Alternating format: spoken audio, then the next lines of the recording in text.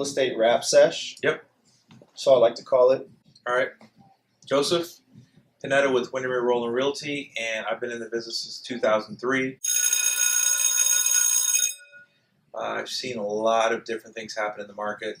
Ups, downs, lefts, rights, you name it. I've seen it quite a bit. One thing that I really wanted to come on here and talk about is I've been hearing agents saying that the market's shifting a little bit, and I've kind of noticed it myself. I've noticed that some of the listings have been staying on for a little bit longer, as well as I've seen price reductions. I pulled some stats from the MLS, basically, kind of to see what has happened over the last couple months. The number of listings versus the number of sold properties has kind of changed a little bit. Okay. In June, I saw that there was about 1,200 properties in Contra Costa County that were listed. Okay. That were about 3-bedroom and up. Okay. And to those 1,200 listings, there was about 1,000 properties that sold that month. Okay. Now in July, there was about 1,250 listings to 900 properties that sold. Yeah. Now in August, yeah, it says that we had about 1,300 listings on the market and Okay. only 800 that have sold. Wow. Okay.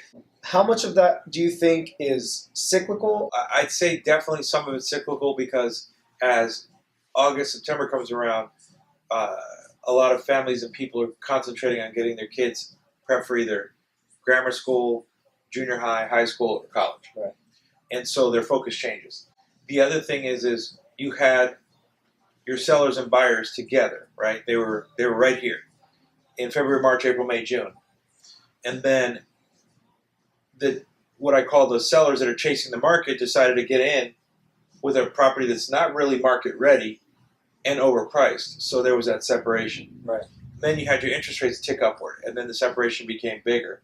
And now that separation has turned into 1,300 listings on the market and only 800 sold for the month of August. Right. Whereas in June you had 1,200 listings on the market and you had 1,000 sold. Right. So you can see that gap increasing. So if anything, as a buyer, I'm excited because it's a good opportunity to buy with the interest rate still relatively manageable. Right. Because you have more choice and you got sellers that are more willing to negotiate. So, Right.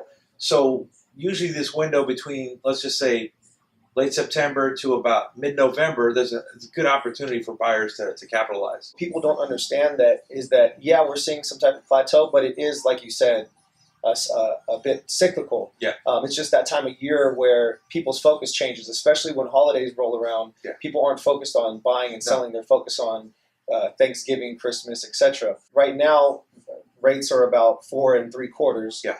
And expected to go up by the end of the year. Yet still people are telling me that they want to wait until next year to buy because they think the market's going to go down. I think that even though, say that is the case, say the market Right. does go down next year, Yeah. interest rates are still going up. So whatever you save, what you could potentially save Yeah.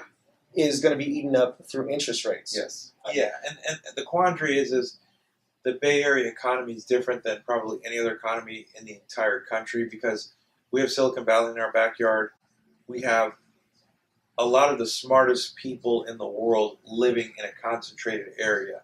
You have higher incomes, you have higher salaries, and that raises the water table. So invariably what happens is you can almost bet that properties in the Bay Area are going to stay consistently strong.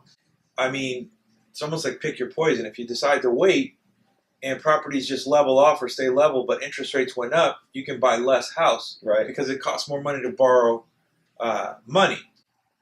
Come March, the market's right back crazy again. Yeah, things get to a boiling point. It becomes frenetic again. All of a sudden, you got February rolling around. People are waking up. March, April, May. You've got the people that want to buy so they can make moves for the new school year, or because they want to get things done before summer hits and they're on vacations, etc. Right. So, historically speaking, real estate has been a cyclical thing, and I think a lot of people are not seeing that, and they're going to miss the boat. To me, I see people thinking of it as a bubble, Right. as something that's going to collapse. Yeah. But to me, what I see it as is just demand, straight demand. Yeah, if you can buy, it's probably the best way to control your destiny or your living situation, which is it's a commodity. A roof over your head is a commodity. Right. And if people start thinking that way, they'll probably come to the conclusion that, okay, maybe I will buy as opposed to rent or get pushed out of the Bay Area.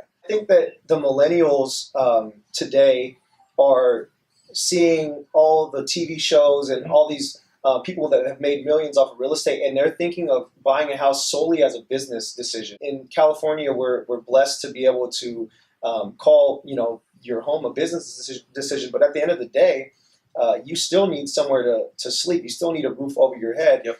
And real estate, investing in real estate is the only asset or the only investment that you can do that will also house you and Right. be a place to keep your stuff. As long as you can afford your monthly mortgage to, Yep. to buy a house, keep it for the long term, whether Yep. it be keeping it for 5 to 10 years and selling it, or keeping it for a couple of years, renting it out and Yeah. moving up. Yeah, making it part of your portfolio, right? To actually have 1, 2, 3, 4 properties, that's really building wealth. Right. Because historically speaking, the trajectory is up for real estate. The changes in the market are always for the better.